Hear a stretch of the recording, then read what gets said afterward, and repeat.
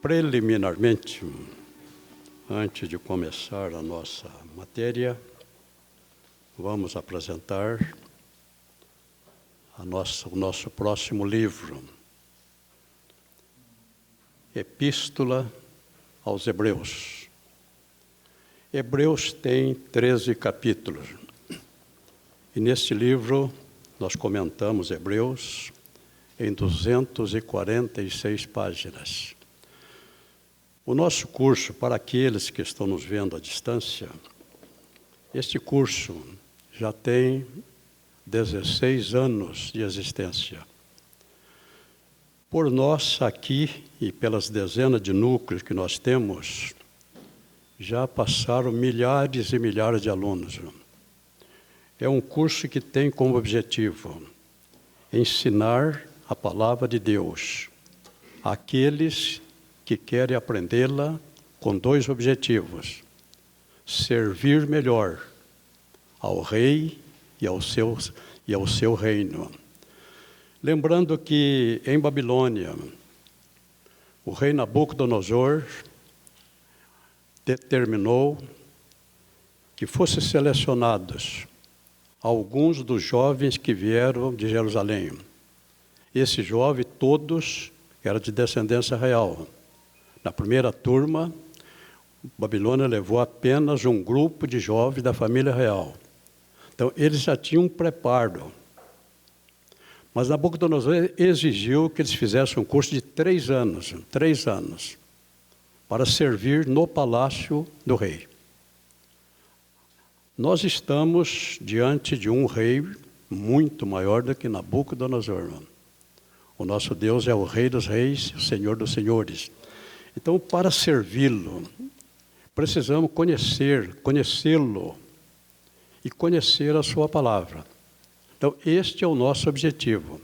Fatesa não foi criada para ganhar dinheiro. Fatesa foi criada para ensinar a palavra de Deus.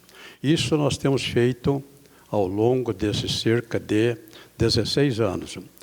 Para aqueles que quiserem entrar em contato conosco, nós vamos deixar aqui 2 telefones.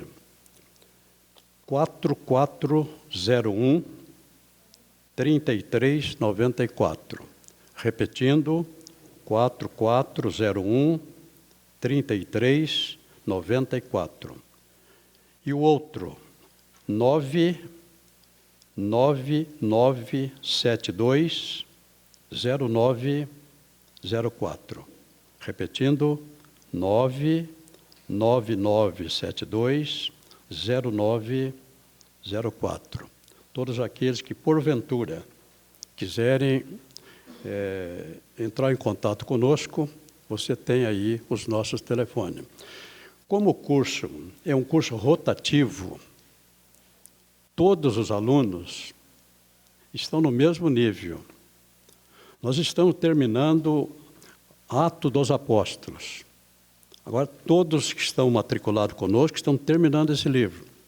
E todos estarão, na próxima aula, com um novo livro, também no mesmo nível. Todos os alunos que entrarem estarão no mesmo nível daqueles que já estão aqui. A matéria é a mesma. São 27 matérias pelo processo rotativo. Vimos na aula passada, Atos dos Apóstolos, nós falamos sobre Pedro, nas aulas anteriores. E os 2 grandes destaques no ponto de vista humano, os 2 destaques de Atos dos Apóstolos são Pedro e Paulo. Então nós falamos sobre Pedro e agora estamos falando sobre Paulo. Na aula passada nós acompanhamos o roteiro de Paulo na sua primeira viagem missionária. Hoje, o nosso trabalho aqui é muito mais profundo. Nós temos a segunda viagem, a terceira, e vamos até o final. Começamos então aqui na nossa lição 8. A lição 8, a segunda viagem missionária a segunda viagem missionária. Nesta lição 8, nós vamos aqui, antes de entrarmos propriamente na lição, vamos ver como é o trabalhar de Deus.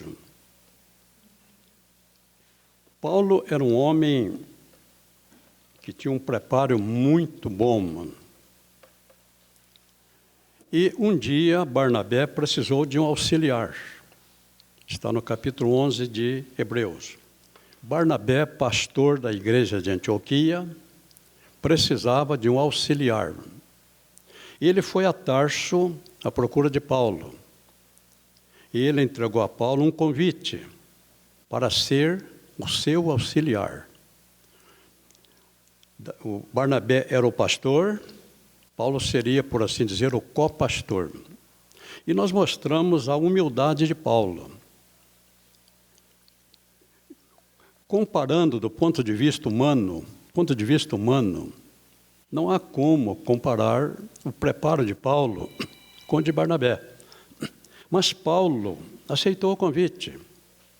Ele deixou a sua cidade, Tarso, foi para Antioquia para ser auxiliar do Barnabé.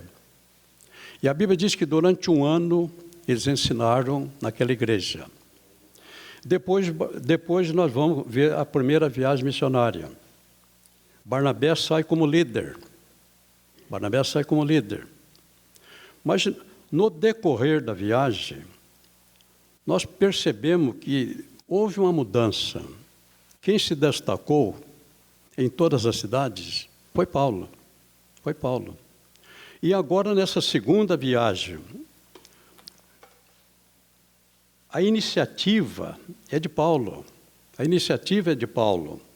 Está aqui,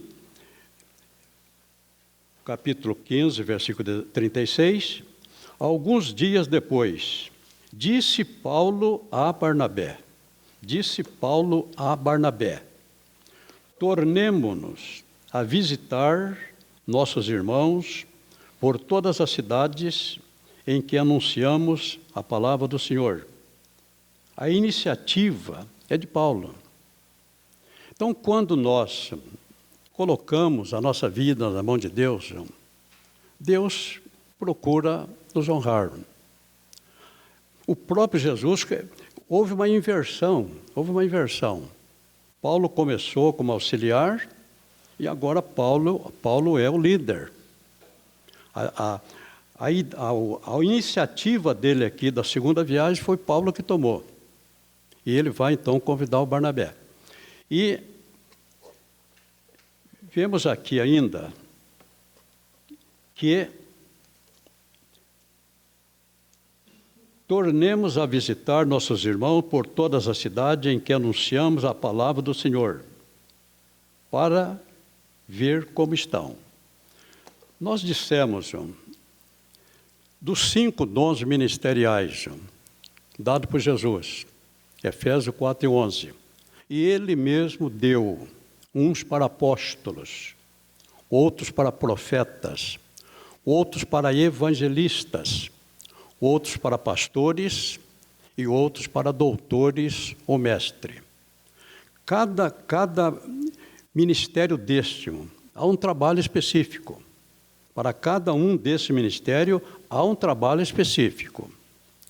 Então, nós conhecemos um obreiro pelo trabalho que ele está fazendo, e não pelo que ele diz que é.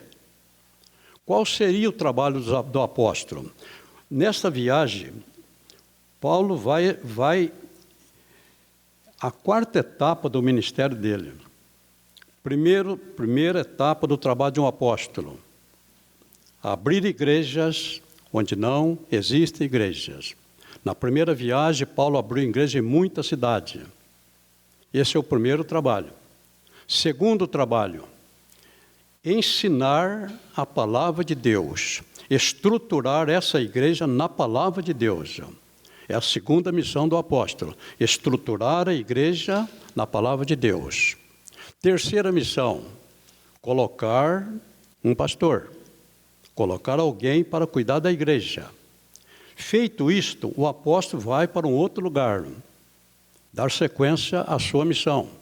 abrir igreja, então Paulo fez isto. A quarta etapa é supervisionar. Todas as igrejas fundadas por um apóstolo ficam sob a responsabilidade dele. O apóstolo tem autoridade sobre todas as igrejas fundadas por ele. Então, nessa viagem missionária aqui, ele começa com um propósito: visitar as igrejas fundadas na primeira viagem. E tem um projeto de abrir novas igrejas, Então, aqui nós temos que ele convida o Barnabé. O Barnabé sugeriu levar com ele novamente Marcos. Aquele Marcos, sobrinho de Barnabé, que na primeira viagem ele foi até Perges. De Perges ele voltou para Jerusalém. Agora o Barnabé quer levar o Marcos junto, mas o Paulo não aceita.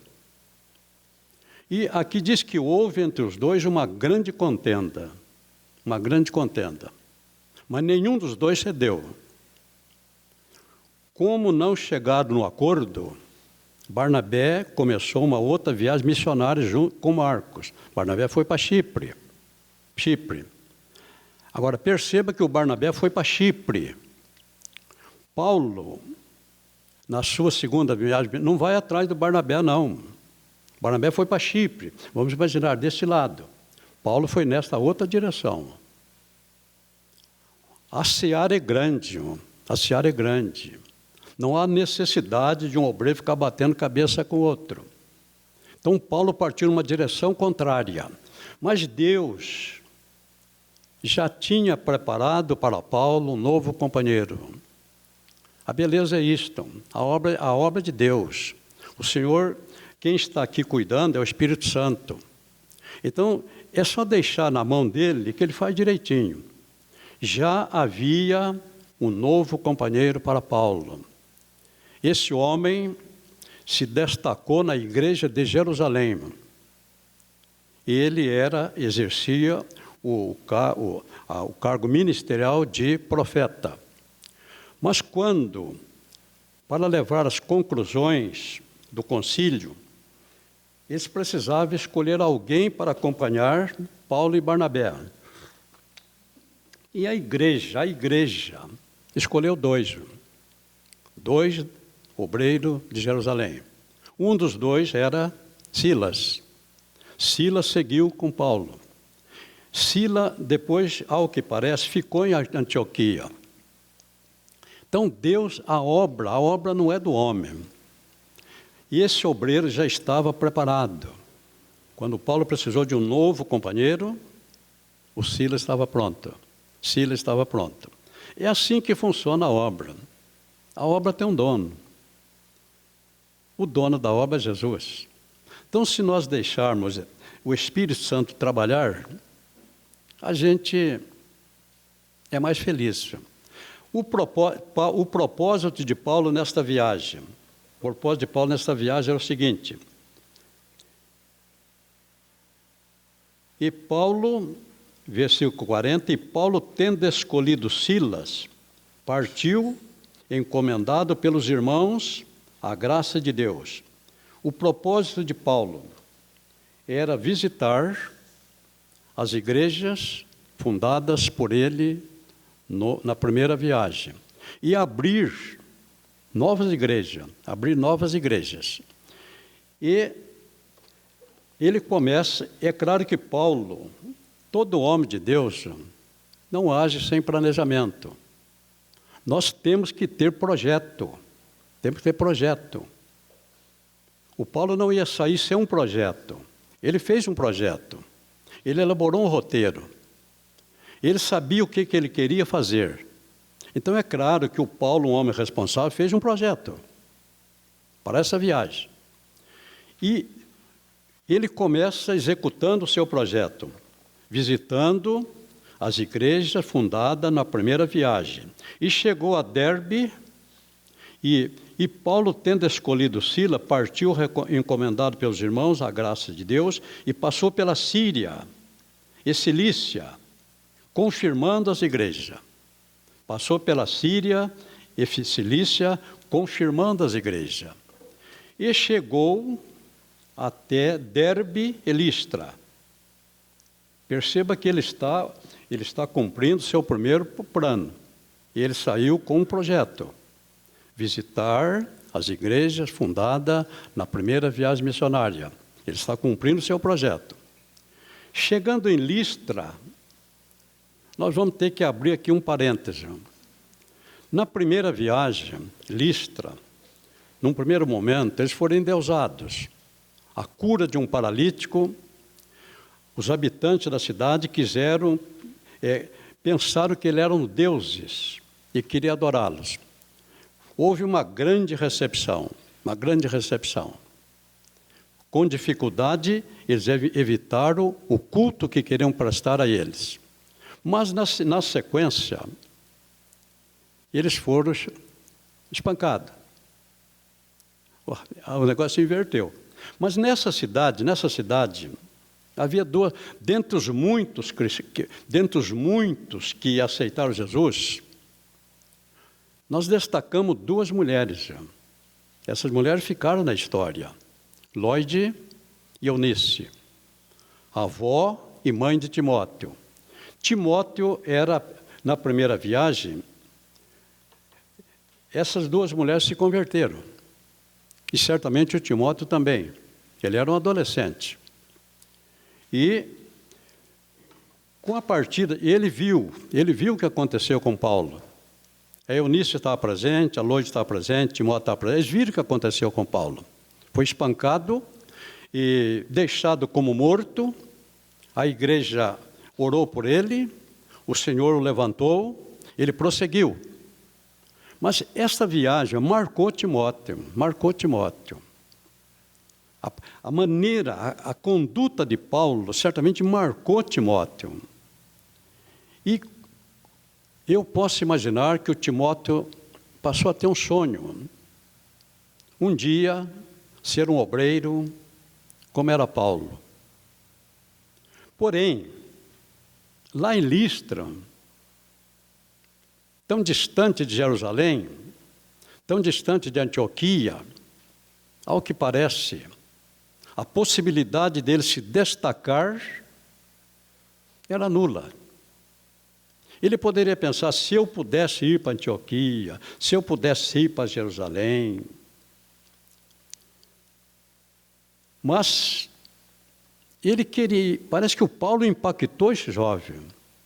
Assim como Moisés impactou Josué, assim como o Elias impactou Eliseu, o Paulo impactou Timóteo.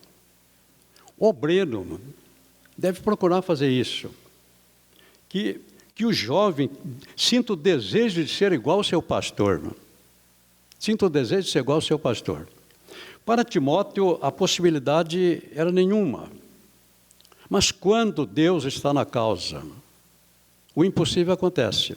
Na segunda viagem missionária, Paulo chegou em Listra. E todos começaram a falar de um jovem chamado Timóteo. Todos dando bom testemunho, tanto da igreja de Listra como da igreja de Derbe. Todo mundo falando para Paulo desse jovem. Aqui tem um jovem que é uma bênção. Esse jovem, o Paulo quis conhecê-lo. Então, o testemunho de Timóteo foi que abriu as portas para ele. O Paulo não foi Paulo que o procurou. O testemunho dele chamou a atenção de Paulo. E a obra de Deus continua. O Espírito Santo é o mesmo. Então, aquele que tem um desejo de um dia ser obreiro, procure, através do seu testemunho, chamar a atenção do seu pastor. Você está trabalhando para Jesus, mas o pastor está observando. Mas o Timóteo gostaria de acompanhar Paulo. Mas o pai dele era grego. O pai dele não era cristão, o pai dele não era grego. A última coisa que o pai de Timóteo podia querer para ele é que o seu filho fosse um pregador do Deus que Paulo servia. A última coisa, eu penso, a última coisa que o pai de Timóteo queria para ele é que ele se tornasse um pregador do Deus dos cristãos. O pai tinha sonhos com o filho. O projeto do pai para Timóteo era certamente. Nós temos projeto para os nossos filhos, nós queremos o melhor para os nossos filhos, nós investimos neles. Então, Timóteo tinha tudo, ele era de menor. Se o pai dele dissesse não, seria não. Mas perceba o trabalhar de Deus. Quando Deus está presente, coisas impossíveis acontecem. O pai do Timóteo permitiu. O pai do Timóteo permitiu. E o Timóteo acompanhou Paulo, agora a partir dessa segunda viagem missionária. Nessa segunda viagem missionária, então passando por essa cidade, Listra e Derbe, chegaram a Icônio. Paulo quis que este fosse com ele. Aí Timóteo acompanha. E quando iam passando pela cidade, esse é o projeto de Paulo, passar por todas as cidades onde eles abriram igreja na sua primeira viagem missionária.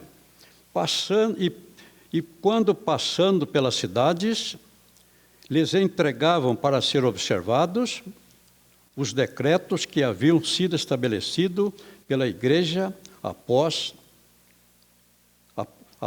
pelos apóstolos e anciãos de Jerusalém. De sorte que as igrejas eram confirmadas na fé. As igrejas eram confirmadas na fé. E essa é a quarta etapa do trabalho do apóstolo. As igrejas eram confirmadas na fé. E cada dia crescia o número. E passando pela Frígia e pela província da Galácia, agora vai acontecer um fato inusitado. Um fato inusitado. Pelo projeto de Paulo, ele ficaria na Ásia. E ele está caminhando aqui na direção do Oriente. Ele está na Ásia, mas ele está caminhando na direção do Oriente. De repente, as coisas parecem que começam a dar errado. Passando pela Frígia e pela província da Galácia, fomos impedidos pelo Espírito Santo. Paulo queria pregar na Frígia, o Espírito Santo, não. O Paulo quer ir para cá, o Espírito Santo, não é. O Espírito Santo tinha um outro projeto, irmão, e ele tem o direito de mudar os nossos projetos. Perceba aqui, lendo Bíblia, às vezes passa despercebido. Foram impedidos pelo Espírito Santo de anunciar a palavra na Ásia. E quando chegaram a Mísia, intentaram ir para a Bitínia, mas o Espírito de Jesus não lhe permitiu. Pronto. Agora, a geografia bíblica vai nos ajudar. O desejo de Paulo é caminhar na direção oriental. Ele vai ficar na Ásia. Esse é o projeto dele. Agora, de repente, a direção foi mudada. E o Paulo que queria ir para lá, de repente o Paulo está indo para cá. Está caminhando em direção ao Ocidente. E caminhando em direção ao Ocidente, ele chegou em Troade. Chegou em Troade. Troade, atravessando o Mar Egeu, está na Europa. Então perceba que o Espírito Santo pode mudar os nossos projetos. Chegando em Troade, o Paulo agora não sabia o que fazer. Não sabia o que estava fazendo ali em Troade. Mas, quando nós não soubermos o que fazer, devemos assentar e esperar. Assentar, descansar e esperar. Quando você não souber o que fazer, sente, descanse e espere. De Troade, o Paulo não sente direção nenhuma. De repente, em visão, aparece um varão da Macedônia. E logo um varão da Macedônia, Paulo entendeu que era da Macedônia pela maneira que ele estava vestido. Em visão, se apresentava um varão da Macedônia, ele rogava, dizendo: passa a Macedônia e ajuda-nos. Passa a Macedônia e ajuda-nos. Pronto.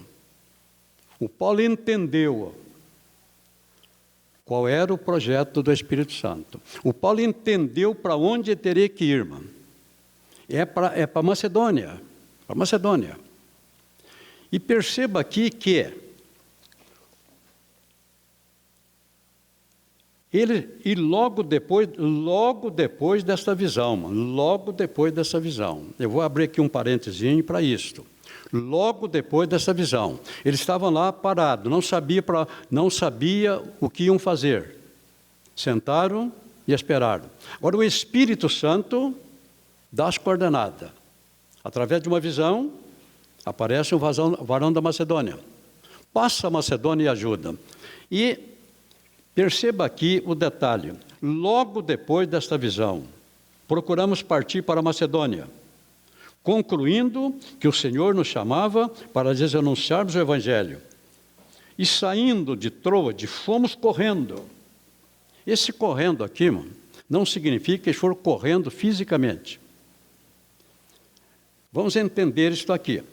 Logo depois da visão, procuramos partir para a Macedônia. Parêntese. Um erro que muitas vezes nós cometemos. Abraão não cometeu. Quando o Senhor Jesus falou com Abraão, imediatamente ele tomou providência e partiu para o Monte Moriá. Isso aqui significa não dar tempo ao inimigo para atrapalhar o plano de Deus na nossa vida. Se você já sabe o que Jesus quer de você, não perca tempo. Você já sabe o que Jesus quer? Não perca tempo. Não dê tempo para Satanás entrar nesse projeto. Não dê tempo.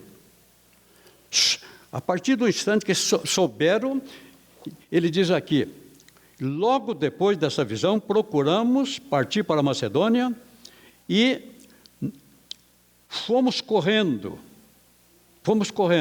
Ou seja, não perder o tempo. Navegando de Troade, fomos correndo a caminho de Samotraça, que é o porto marítimo. Chegando em Samotraça, havia um navio que no outro dia partiria para a Europa. No outro dia, então, e no dia seguinte, para Neápolis. Pronto. No dia seguinte, pegaram, ali, Samotraça, aqui, nessa primeira cidade, eles desembarcaram na Samotraça, caminho para Samotraça, no dia seguinte para Neápolis. Neápolis era uma cidade grande, irmão. Mas não era ali que o Espírito Santo queria que Paulo ficasse. Esse varão da Macedônia, o Paulo identificou, e o Paulo entendeu que o lugar não era ali, não era ali. O lugar era na capital da Macedônia. Filipe, a capital da Macedônia. Então, eles não perderam tempo. Fomos correndo a caminho de Samotrace e dali para Filipos, que é a primeira cidade e que é a primeira desta parte da Macedônia. Pronto, Filipe, uma grande cidade, capital da Macedônia. Era ali que o Espírito Santo queria Paulo. E em Filipe, uma cidade fundada pelo rei Filipe II. Filipe II se notabilizou na história. Ele reinou de 356 a 336, foi um grande rei, conquistou toda aquela área, fundou essa cidade, colocou o nome dele, Filipe, homenagem a Filipe, e em 336, Filipe morreu numa batalha. O filho dele, Alexandre, assumiu. 336, Alexandre estava com 20 anos. Assumiu o trono e, com 20 anos, e 13 anos depois, ele morreu com 36 anos. Então, essa é a história do Filipe, uma cidade importante fundada pelo rei Filipe. Nessa cidade, nós vamos destacar três eventos. Eu não vou comentar com vocês os eventos. Se eu for comentar tudo que está no seu livro, Eu vou ficar 1 hora só em Filipe. Vamos destacar 3 eventos. 3. Primeiro, no primeiro sábado, há quem diga que a colônia de judeus em Filipe era muito pequena e não tinha uma sinagoga. Então, no primeiro sábado, Paulo sai da cidade para procurar um lugar para orar. E ali encontra um grupo de mulheres. Então, o primeiro destaque de Filipe, dentre essas mulheres, estava uma chamada Lídia. Essa Lídia era lá, a Lídia era vendedora de púrpura da cidade de Tiatira. Era uma mulher rica. A púrpura era um material, uma roupagem muito cara, muito cara.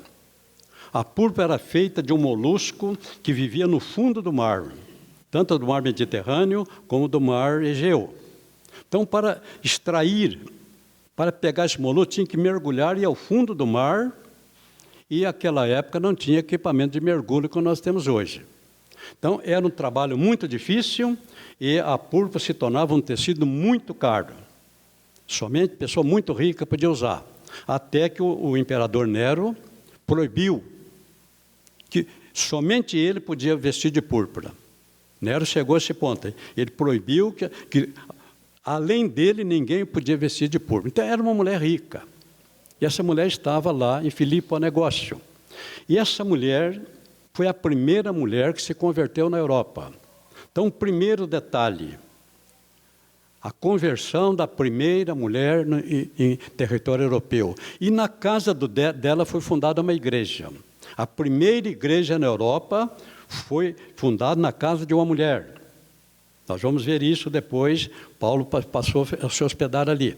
Então, o primeiro destaque, a conversão de Lídia, a conversão da primeira mulher em território europeu e a fundação da primeira igreja na Europa. Segundo destaque, havia na cidade uma moça endemoniada. E essa moça dava muito lucro para os seus senhores. E nós temos aqui no versículo 17, aqui, se eu pudesse abrir um leque, nós íamos mostrar aqui como os demônios são inteligentes. Os demônios até então na Europa nunca tinham sido incomodados.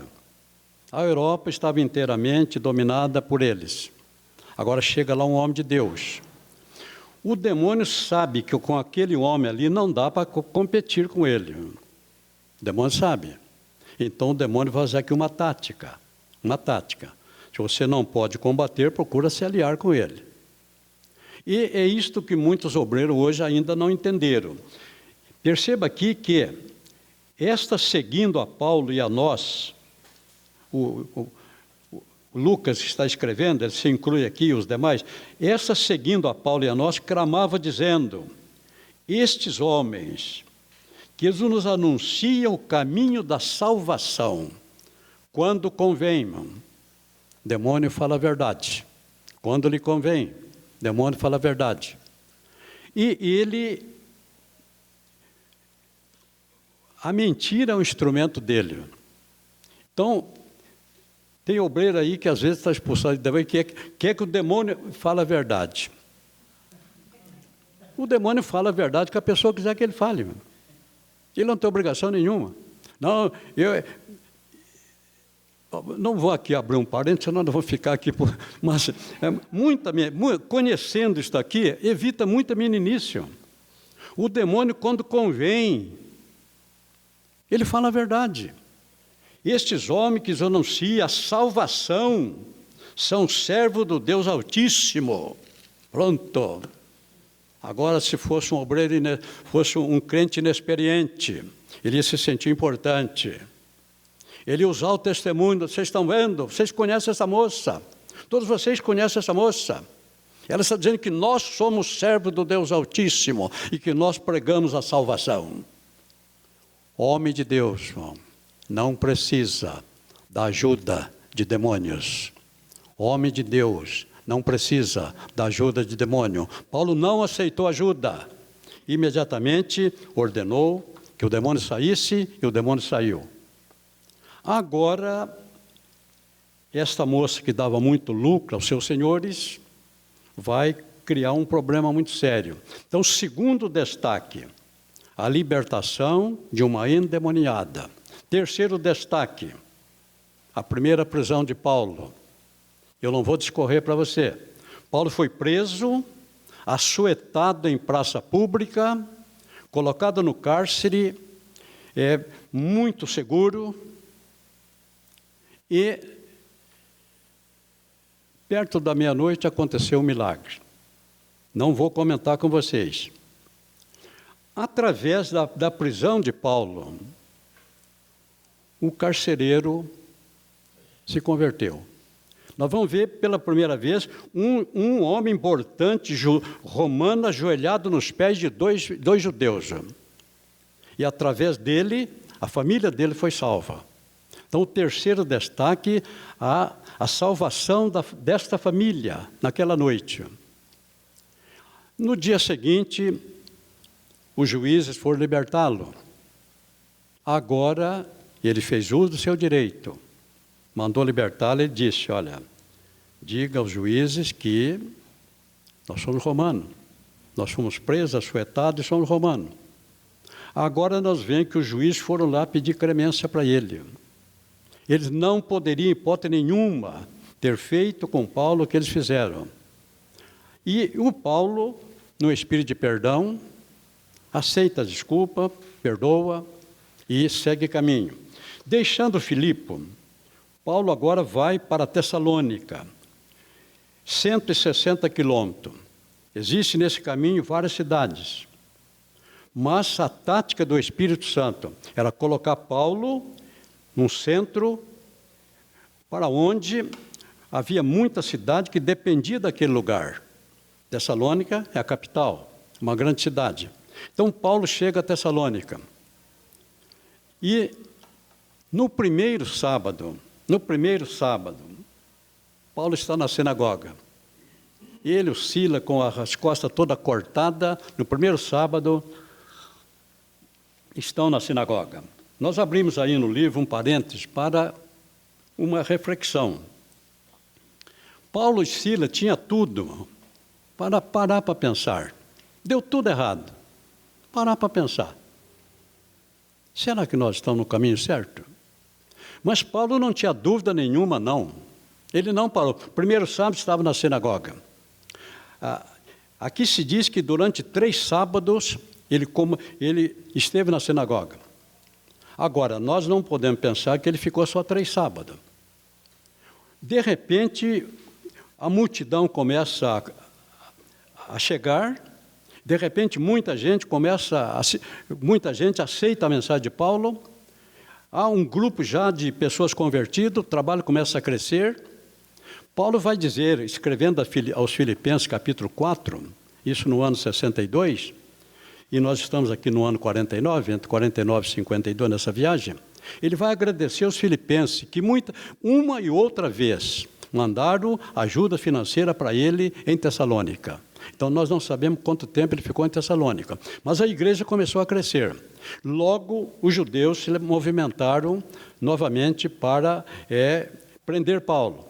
Queriam fazer com Paulo o mesmo que fizeram lá em Filipe. E foram à casa onde ele estava hospedado. Ele estava hospedado na casa de Jason. Chegando lá, nem Paulo, nem Timóteo, nem Silas estavam presentes. Não estava em casa. Levaram Jason. Agora, se nós estamos lendo Bíblia, nós passamos para frente. Estou lendo Bíblia, passamos para frente. Por que não encontraram o Paulo em casa? Por que não encontraram? Porque Deus deu livramento para ele. Deu livramento. Certamente movido pelo Espírito Santo, eles sentiram de sair, dá uma volta. Dá uma volta. Agora, por que Deus fez isso com eles?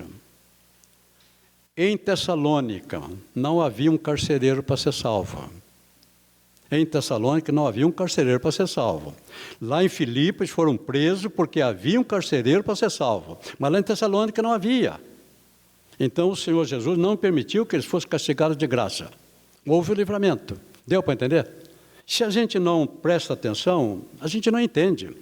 Por que lá em Tessalônica, Jesus não permitiu que eles fossem presos? Não havia um carcereiro para ser salvo. Aí tira o Paulo de Tessalônica e manda para Bereia. Chegando em Bereia, o Paulo já vai direto para a sinagoga. Está escrito que os de Bereia foram mais responsáveis. Eles ouviam Paulo na sinagoga e depois conferiam em casa, nas escrituras, se realmente era assim. Diz que eles foram mais nobres. Paulo vai confessar depois, aqui, de Bereia, Paulo vai para Atenas, mas ele vai confessar depois, de Bereia, de Atenas, ele envia Timóteo para Tessalônica. Paulo está preocupado com a igreja, ele envia o Timóteo. E agora de Atenas ele vai para Corinto, e o Timóteo só vai encontrá-lo em Corinto, para trazer notícia da igreja. Então, ele vai dizer aqui, recebendo notícia da igreja, ele vai escrever a primeira epístola aos Tessalonicenses. Quando ele recebeu a notícia da igreja, nas notícias que o Timóteo trouxe, ele vai escrever a primeira epístola aos Tessalonicenses. E ele vai dizer aqui o seguinte, capítulo 2, versículo 18. 1 Tessalonicenses 2, 18. Pelo que bem quisemos uma e outra vez ir ter convosco, pelo menos eu, Paulo, mas Satanás nolo impediu. Bem quiseram uma e outra vez ir ter convosco.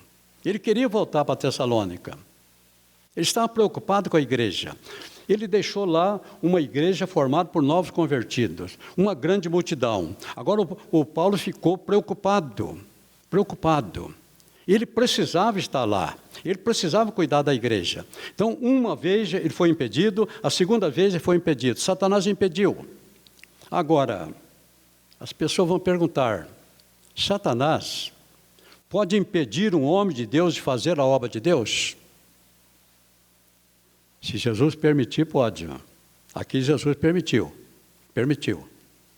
Agora, estudar a Bíblia, a gente tem que procurar entender as coisas. Por que Jesus não permitiu que Paulo voltasse a Tessalônica? Paulo estava preocupado com a igreja, muitos novos convertidos. Se eu não estiver lá, aquela igreja vai acabar. Agora, depois que o Timóteo voltou, o Paulo é preocupado. Certamente a primeira coisa que ele perguntou, e a igreja de Tessalônica, acabou? Timóteo, irmão Paulo, a igreja é tão uma bênção, Paulo. Depois que nós saímos de lá, a igreja cresceu. A igreja está evangelizando toda aquela região. Jesus está operando de uma maneira... Agora eu entendi, irmão. Jesus queria ministrar a Paulo uma lição, irmão. A igreja não dependia de Paulo, não, irmão. Na ausência de Paulo, Deus teria outro para cuidar da igreja. O dono da igreja é Jesus, não era Paulo. E o Paulo pensou que sem ele a igreja ia acabar. E tem muitos obreiros que ainda pensam assim, irmão. Se eu sair daqui vai acabar. Lá no caso melhorou. Depois que o Paulo saiu, a igreja cresceu muito mais ainda. Então, a obra é de Deus, a obra de Deus. E quem cuida dessa obra aqui é o Espírito Santo. Se nós nos colocarmos nas mãos dele, ele vai nos usar. Mas se nós não nos colocarmos, ele levanta outro. E levanta outro melhor ainda. Deu para entender? Agora, eu acho que o Paulo aprendeu a lição. A igreja de Tessalônica realmente se tornou uma grande bênção. Em Atenas, ele vai pregar aos gregos que conheciam muitos deuses, o Deus que eles não conheciam, ao Deus desconhecido. Ele prega em Atenas, e de Atenas ele vai para Corinto. Chegando em Corinto, ele encontra lá aquele Priscila. Ele encontra em Corinto Áquila e Priscila. Vamos ver aqui onde nós estamos, capítulo 18. Depois disto, Paulo partiu de Atenas e chegou a Corinto. E achando ali um certo judeu, Áquila e Priscila, esse casal é famoso. Esse casal trabalhava fazendo tendas e pregava a palavra de Deus. Paulo aqui nós vemos que se aliou com eles, como Paulo também tinha a mesma profissão, Paulo passou a trabalhar também junto com eles, fazendo tenda enquanto pregava a palavra de Deus. Então, em Corinto, nós vamos ver aqui, ele encontrou lá em Corinto um grupo de crentes, 12 discípulos. Mas não vou comentar sobre isso. Apolo tinha estado lá. Apolo ganhou 12 almas, 12 homens. E agora o Paulo chega e encontra esses 12. O Paulo perguntou se eles tinham sido batizados. Recebeste o Espírito Santo quando creste? E eles disseram, nós nem ainda ouvimos que haja Espírito Santo. Agora Paulo vai ministrar a doutrina pentecostal para eles. Mas o detalhe, sem nenhuma crítica a Apolo, Ele respeitou o trabalho de Apolo, não houve nenhuma censura, nenhuma crítica. O homem de Deus não censura outro homem de Deus. O homem de Deus não vai falar mal de outro. Ele completou aquilo que eles precisavam aprender, Paulo ensinou, e ele vai permanecer agora aqui em Corinto. E o trabalho começa a desenvolver. Vamos falar um pouquinho aqui de Corinto. Um pouquinho de Corinto. Em Corinto, havia uma deusa muito famosa. Uma deusa muito famosa em Corinto. Essa deusa, em Corinto, ela era Afrodite, a deusa do amor, a deusa do sexo. Uma das deusas mães. A mesma Afrodite, em Roma, era Vênus. E essa deusa, no culto a essa deusa, então nós vamos ver que Corinto é uma cidade muito grande, 650 mil habitantes, 2/3 era de escravo. Calcula-se que havia ali cerca de 450 mil escravos. Então uma cidade muito grande, mas os coríntios tinham uma maneira diferente de viver. Os coríntios, embora gregos, eles não estavam preocupados com guerra. Nós vimos que algumas cidades se notabilizaram pelo que elas faziam. Quando nós falamos de Corinto, nós lembramos de um povo, os homens, bom vivant, não queria nada com guerra. Era a cidade do prazer, cidade da luxúria. No templo dessa deusa aqui, Afrodite, a história nos diz, ela era a deusa do amor. O culto à deusa Afrodite, como também de Diana, como nós vamos ver, incluía a prática sexual. Era a deusa do amor. A história nos diz que no templo aqui de Afrodite, havia cerca de 1000 sacerdotisas. 1000 moças bonitas, eram chamadas de sacerdotisa.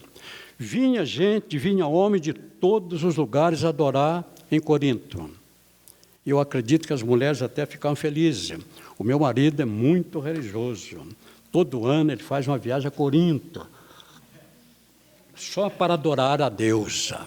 Não, os homens iam em busca de prazer, sexo, prazer, uma cidade pecaminosa. E 1000 prostitutas.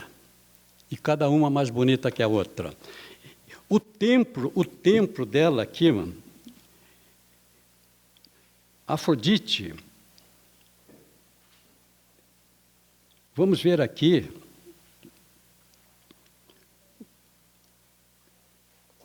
então nós temos aqui que mulher de Corinto, uma mulher de vida fácil, dizer, essa é mulher de Corinto.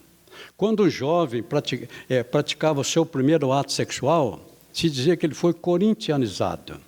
Então, uma cidade pecaminosa, uma grande cidade pecaminosa, e Paulo acabou fundando 1 ano e meio ali. E ficou ali 1 ano e meio Ficou ali 1 ano e 6 meses ensinando entre eles a palavra de Deus. 1 ano e 6 meses entre eles ensinando a palavra de Deus.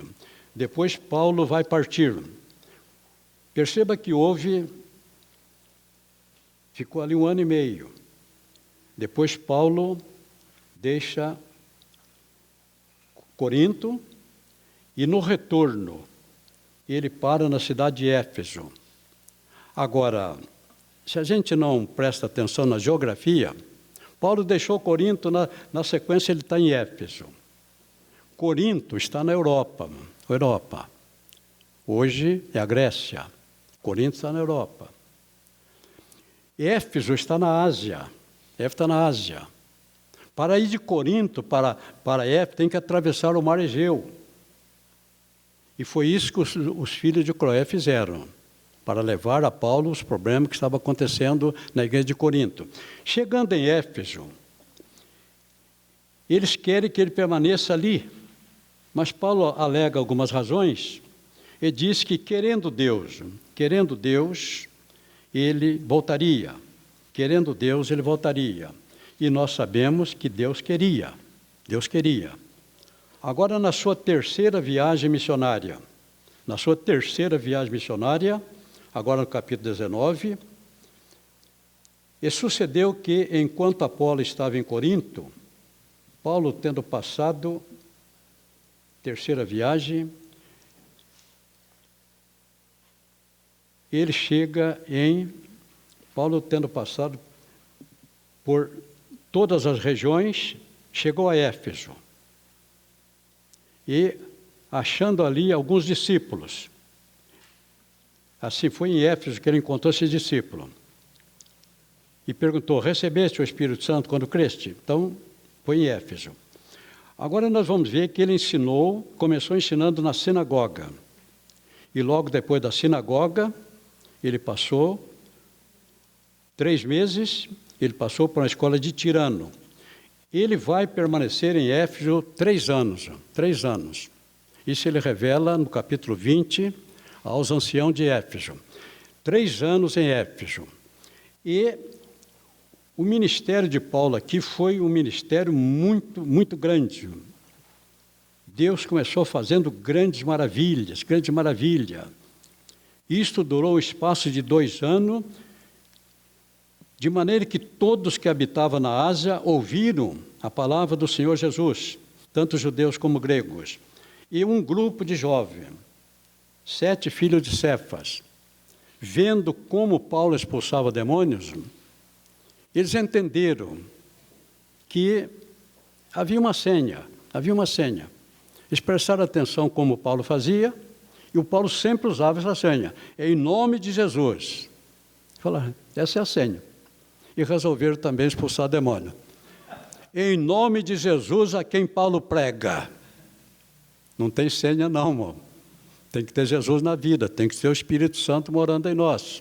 Agora o demônio vão dizer, nós sabemos que é Paulo, mas vocês quem são? E foram terrivelmente espancados. Mas vamos falar aqui agora um pouco sobre a deusa Diana, a deusa dos Efésios, Diana, irmã de Apolo, filha de Zeus. Zeus era o deus dos deuses gregos.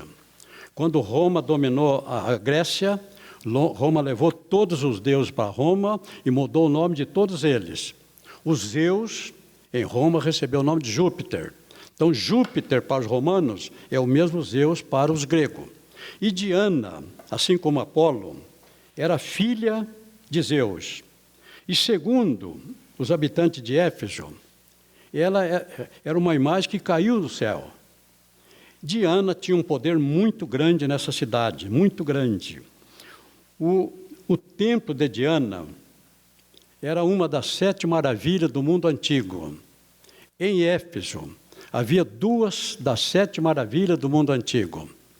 O templo de Diana e a estátua de Zeus. Na Grécia havia também uma maravilha, o Colosso de Rhodes. Lá em Babilônia, havia o jardim suspenso de Babilônia. E no Egito havia 3 maravilhas. As pirâmides, um mausoléu de Alicarnasso, as pirâmides de Gizé, essas estão lá, né? Nós visitamos lá as 3 pirâmides de Gizé. Era uma das maravilhas do mundo antigo. E ainda no Egito, havia a 3ª maravilha, que era o farol de Alexandria. Então, dessas 7 maravilhas, 2 estavam aqui em Éfeso. O templo de Diana, só para nós entender o antro demoníaco onde o Paulo foi entrar, irmão. Uma cidade totalmente dominada por Satanás. O templo de Diana tinha 100 colunas, 100 colunas. Cada coluna, 18,15 metros de altura. 18,15 metros de altura. 113 metros de comprimento e 54 metros de largura. Normalmente aqui na nossa cidade, um lote, uma casa, ocupa 10 metros, né? Agora você coloca então um quarteirão com 13 casas, para ter a dimensão do tamanho do templo de Diana. E era realmente uma deusa muito poderosa para os efésios. Ainda havia nessa cidade um teatro com 24.500 lugares. Então, uma grande cidade, uma cidade pecaminosa, e foi onde Paulo estava. A Deus era tão poderosa que aqui levantaram uma rebelião. O povo gritou durante 2 horas. 2 horas gritando o nome de Diana. 2 horas gritando o nome de Diana. Agora Paulo vai deixar Éfeso. E deixando Éfeso, Paulo vai para a Macedônia. Da Macedônia, ele vai para Troade. Em Troade, agora ele já está retornando. Em Troade, ele vai ficar 7 dias. E nesses 7 dias, ele está ministrando ali a palavra. Na última noite, Paulo viajaria no outro dia. Na última noite, era meia-noite, Paulo ainda estava ensinando. No 3º andar de um prédio, 3º andar. E a Bíblia diz que um jovem chamado Eutico estava sentado numa janela, e a pregação de Paulo, eu fico feliz, que comigo ainda ninguém dormiu cair de janela. Então, o Paulo está ensinando, meu Deus do céu. A gente não entende, às vezes a gente prega e de repente parece que ninguém faz apelo, a gente fica frustrado. Mas pelo menos comigo ainda não morreu ninguém caindo da janela. Então, se a gente não entende Bíblia, de repente o moço cochilou lá, caiu do 3º andar, morreu. É claro que ia morrer, é tudo pedra lá embaixo. Agora, deveria haver o Paulo, não, o Paulo tranquilizou, fique tranquilo. Não houve tumulto, não. Ninguém levantou, não. Paulo mandou ficar tranquilo. E a beleza do crente é isso, é obediente. Não houve tumulto. Todo mundo querendo sair correndo, não. Paulo pediu que eles ficassem, Paulo desceu as escadarias, foi lá, é claro que o moço estava morto, mas o Paulo orou por ele e o Senhor Jesus devolveu a vida a ele. Aí o Paulo subiu com ele a escadaria e devolveu o moço restaurado. Deu para entender? Deixa eu abrir aqui um pequeno parênteses. Aqui é o Paulo é apóstolo, ele queria pregar até meia-noite, pregou até meia-noite. Agora, há que se entender que era a última oportunidade dele ali, ele nunca mais voltaria ali. No outro dia ele ia partir e ele tinha um projeto. Ainda na Macedônia, ele detalha o seu projeto. Terminando a 3ª viagem missionária, ele diz que vai para Roma. Diz, uma e outra vez eu planejei para Roma, não deu certo, mas dessa vez eu vou. Terminando essa viagem, chegando em Jerusalém, eu vou. Daqui a pouco nós vamos ver que ele foi, mas não da maneira que ele planejou. Então, para mim, o culto precisa ter horário. E Quando eu ouço alguém dizer, eu já ouvi, irmão, essa noite nós vamos terminar o culto quando o Espírito Santo quiser. Eu já estou levantando, estou indo embora. Porque o desejo do Espírito Santo é que a gente fique aqui toda a vida, o tempo todo. Quem dirige o culto é o homem, não é o Espírito Santo. É o homem, um instrumento de Deus para dirigir o culto. É ele que vai dar oportunidade para um, para outro, é ele que vai reservar um espaço para a mensagem. Se tem um pregador convidado, tem que reservar o espaço para a mensagem. Pelo menos 40 minutos. E eu vou citar aqui um exemplo que aconteceu comigo, nessa igreja. Isso faz muitos anos. O pastor Sila ia viajar e me deixou escalado para pregar no domingo. Pronto, eu sou o pregador. O pastor que ia dirigir o culto está sabendo de ter um pregador. E o culto começou às 7h30 e o coral cantou os hinos.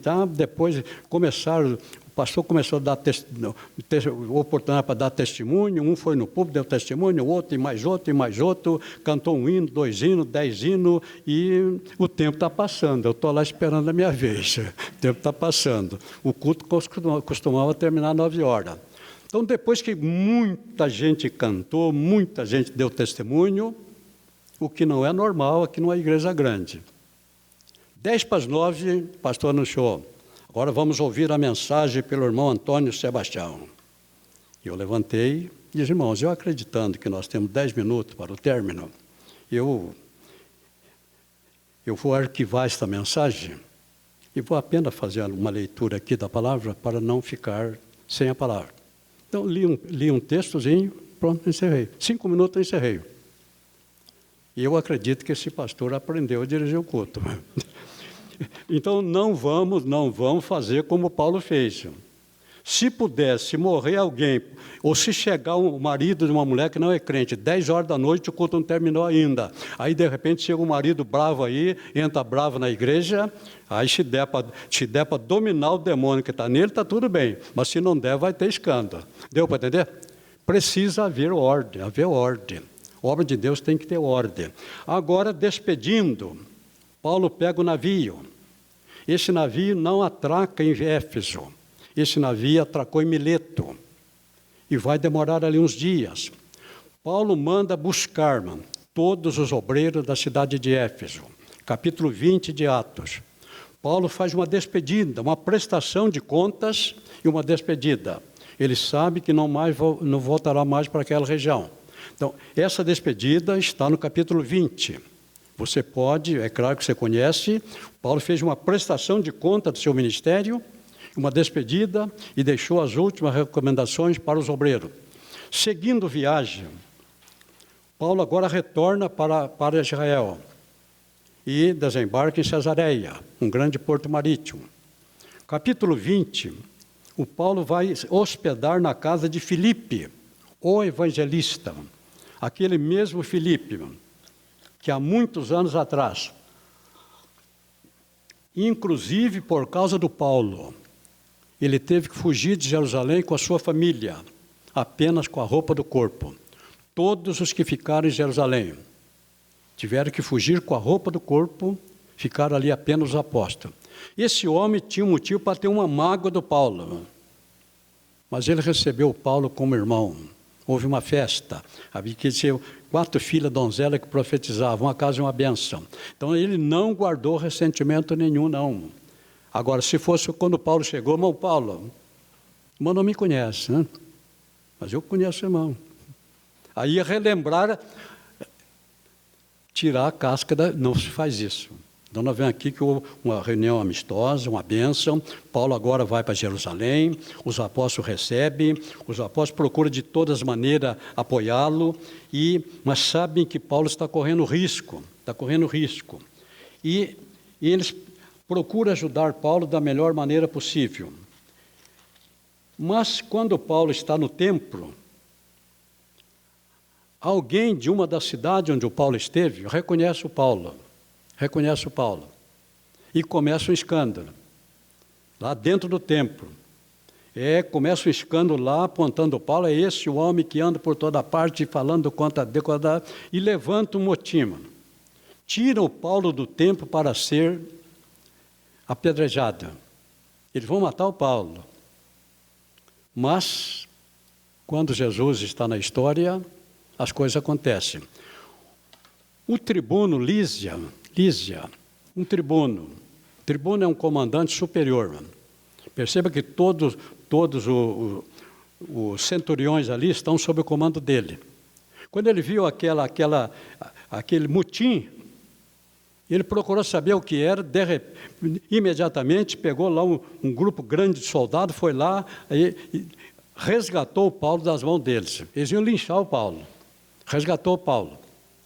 Quando ele está levando o Paulo pede para falar ao povo. E o Paulo tenta convencê-los, mas, é claro, não conseguiu. O tribuno vai dizer ao centurião, o seguinte: como é que ele colocou Paulo na prisão e vai dar ao centurião a seguinte orientação. Capítulo 22, verso 24. O tribuno mandou que o levasse para a fortaleza, dizendo que o examinasse com açoites, para saber por que causa assim clamava contra ele. É para o centurião, com todo cuidado, examinar Paulo com açoite. Novamente, Paulo ia ser espancado, ia ser açoitado. Quando o centurião está preparando lá para açoitar Paulo, agora o Paulo vai dizer: é-vos lícito açoitar um romano sem ser condenado? E ouvindo isto, o centurião imediatamente suspendeu a execução. E ouvindo isto, o centurião foi e anunciou ao tribuno, dizendo: vê o que vais fazer, porque este homem é romano. E vindo o tribuno, um alto oficial, foi lá conversar com Paulo. E vindo o tribuno, disse-lhe: dize-me, és tu romano? E ele disse: sim. E o tribuno respondeu: eu, com grande soma de dinheiro, era possível comprar a cidadania romana, mas com grande soma de dinheiro. Eu, com grande soma de dinheiro, adquiri a cidadania.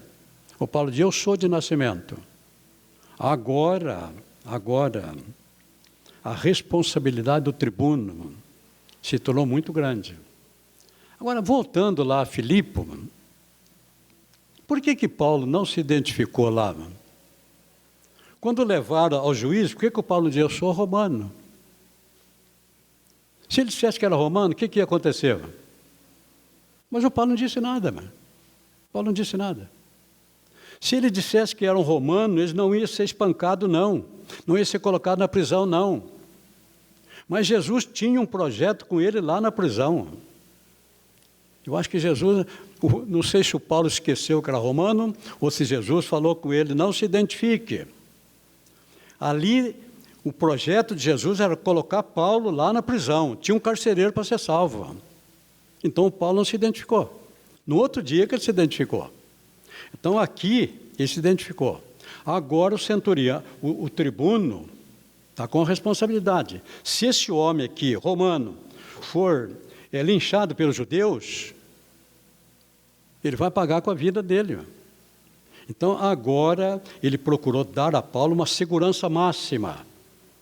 Porque os judeus ele foi colocado lá no presídio para ser ouvido no outro dia.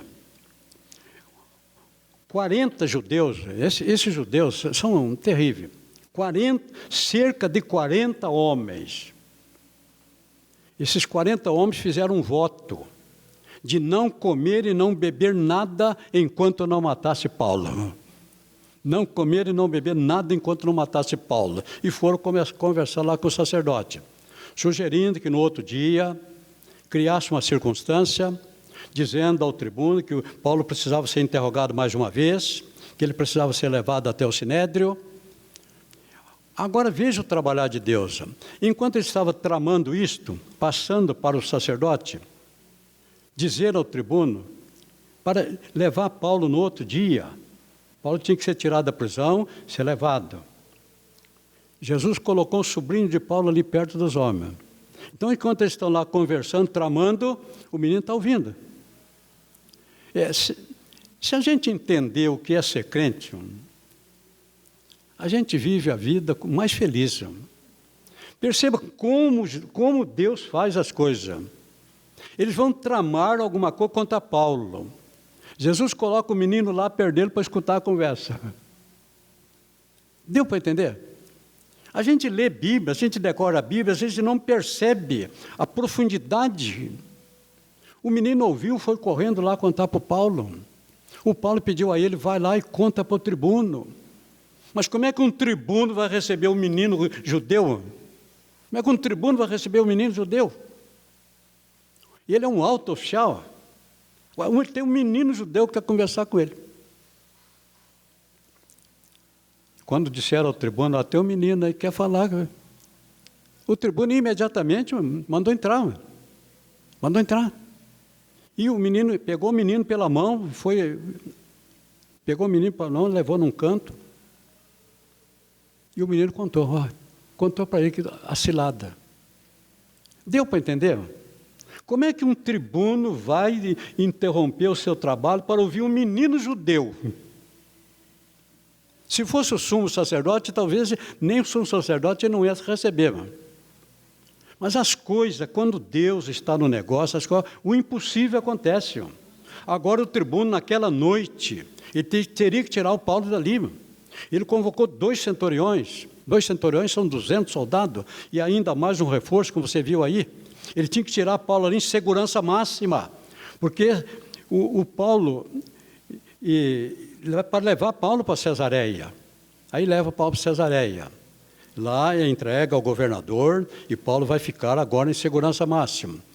Paulo, temendo que os judeus fariam com ele o que fizeram com Jesus. O que eles fizeram com Jesus?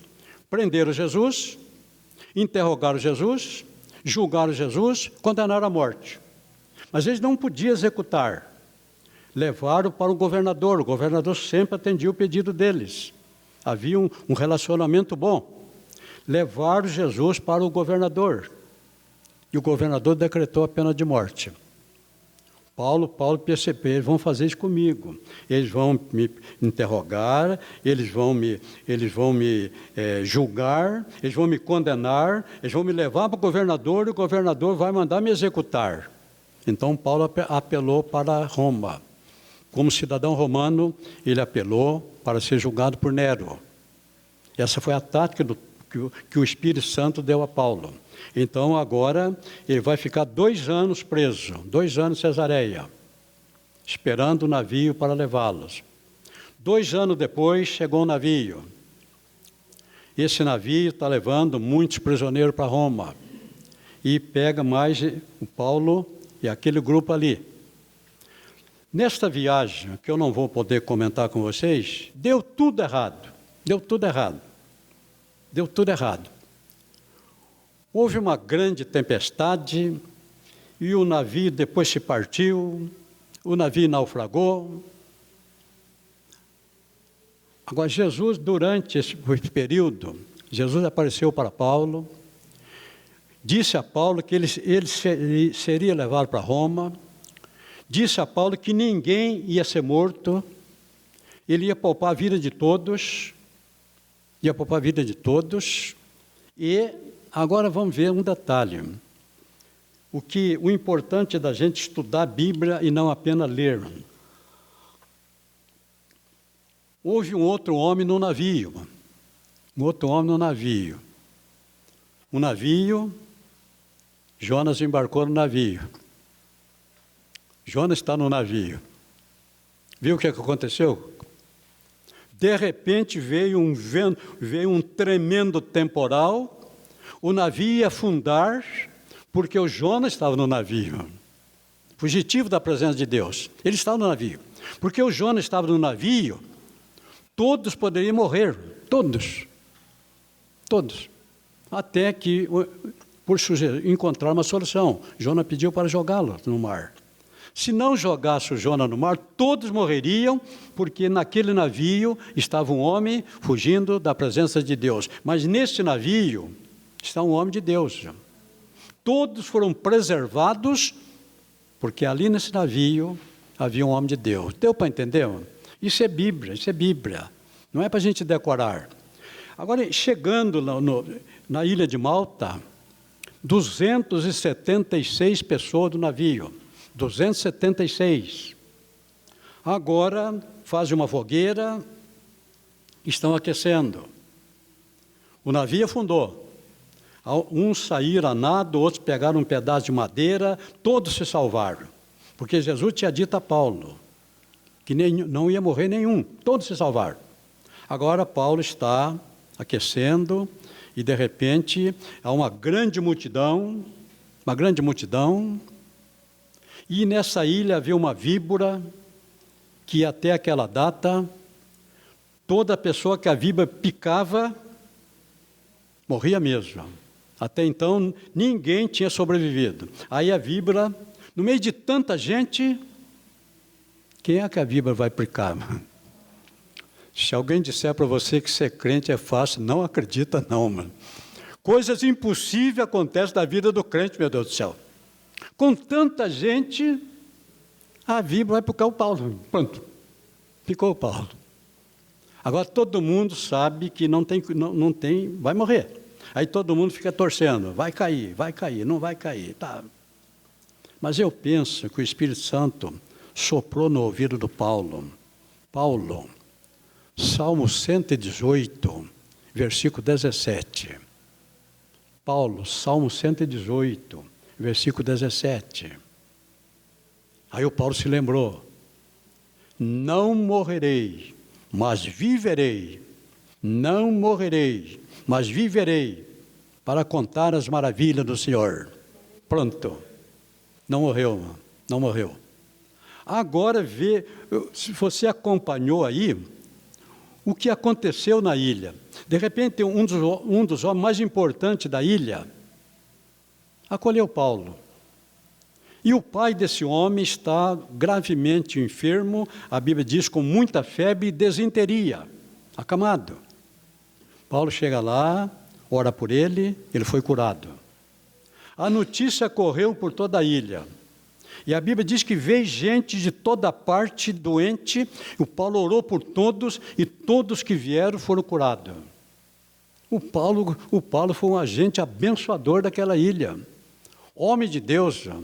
Quando a gente pensa que as coisas... Não, para tudo há um propósito. 3 meses depois veio o navio. Agora vão ser levados para Roma.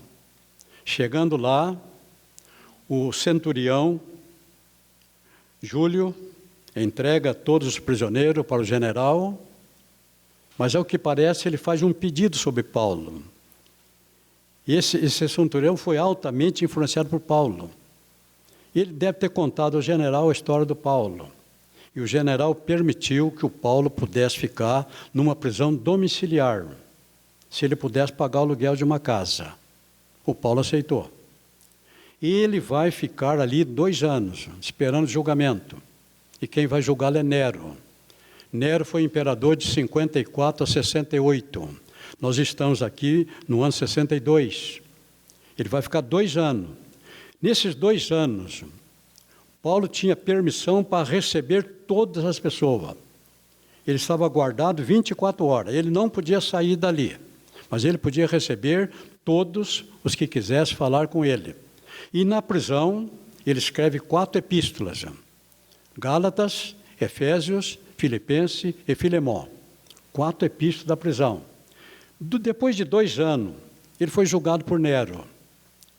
Nero julgava crimes cometidos contra o Império Romano. E o Nero não encontrou em Paulo nenhum crime cometido contra o Império Romano. Ele entendeu que o problema de Paulo era o problema lá com a lei dos judeus. E ele libertou Paulo. Isso no final do ano 63. Paulo vai sair da prisão. E eu disse a vocês que ele havia dito, lá na Macedônia ainda, que terminando a 3ª viagem, ele ia para Roma. Diz, uma e outra vez eu planejei e não deu certo, mas dessa vez eu vou. Mas chegando em Jerusalém foi preso, não foi. 2 anos depois ele foi, mas não da maneira que ele queria ir. O Espírito, o Senhor Jesus concedeu o desejo do coração dele, mas não da maneira que ele queria. Ele foi para Roma. Agora, liberto da prisão, Paulo retorna. O Lucas termina Atos dos Apóstolos com Paulo preso, esperando o julgamento. Agora nós sabemos que Paulo retorna ao campo missionário. Passando por Creta, a igreja está com um problema. E ele é apóstolo. Imediatamente ele troca a direção da igreja. Deixa Tito como pastor de Creta. Tito como pastor de Creta. Chegando em Éfeso, a igreja está com um problema. Ele é apóstolo, foi ele que fundou aquela igreja. Ele troca o comando. Deixa o Timóteo como pastor da igreja de Éfeso. E ele retorna para a Europa. Ele vai para Filipe. De Filipe, preocupado com esses 2 obreiros. A primeira vez que esses 2 obreiros vão receber uma igreja. Durante todos esses anos, o Tito, quase 15 anos. O Timóteo, desde o ano 49, nós estamos agora no ano 60, e já no início de 64. Auxiliar de Paulo. Agora, Paulo vai dar uma igreja para Tito, uma igreja para Timóteo. Mas ele sabe que são obreiros inexperientes ainda. Escreve 2 epístolas, epístolas pastorais, dando instruções para Tito e dando instruções para Timóteo. E ele continua fazendo a obra. No ano 64, aconteceu o problema lá de Roma. A história nos diz, Nero pôs fogo em Roma, perderam o controle. Depois Nero coloca a culpa nos cristãos. Eu poderia contar para vocês toda essa história, se eu não tivesse 5 minutos para terminar. Então agora, Paulo está em Troade. E o Nero ordenou a prisão de todos os líderes cristãos, inclusive de todos os líderes cristãos. Paulo é um deles. Então Paulo é preso lá em Troade. Quando ele escreve a Timóteo, ele diz, quando vieres, traz a capa que eu deixei em Troade. A capa e os pergaminhos, principalmente os pergaminhos. Então, ao que parece, Paulo foi pego na rua. Não deu nem tempo para ele pegar nada. Agora, nesta prisão, Paulo agora sabe que vai ser morto. Nós não sabemos quanto tempo ele ficou preso. Mas sabemos que ele não perdeu o ânimo. Os obreiros que estavam com ele o abandonaram. Demos me desamparou. Demos abandonou Paulo. Foi para Tessalônica. Agora ele vai escrever para Timóteo e ir ter com ele.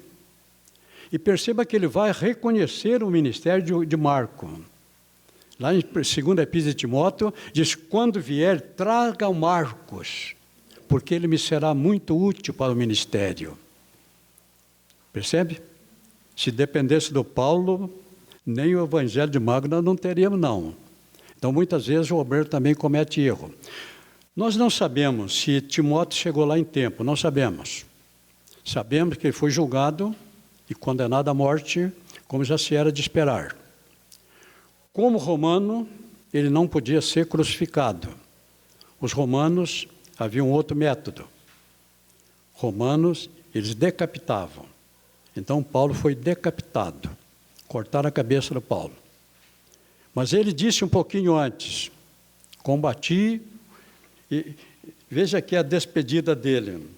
Esse Paulo deixa a gente meio envergonhado com o crente que nós somos. Depois de mais de 30 anos de ministério, já com mais de 60 anos de idade, ele sabe que vai ser julgado e vai ser condenado. E ele vai escrever então a última epístola, a 2ª epístola de Timóteo. Ele vai dizer aqui, porque eu já estou sendo oferecido por aspersão de sacrifício, 2 Timóteo 4:6, e o tempo da minha partida está próximo. Combati o bom combate, acabei a carreira, guardei a fé.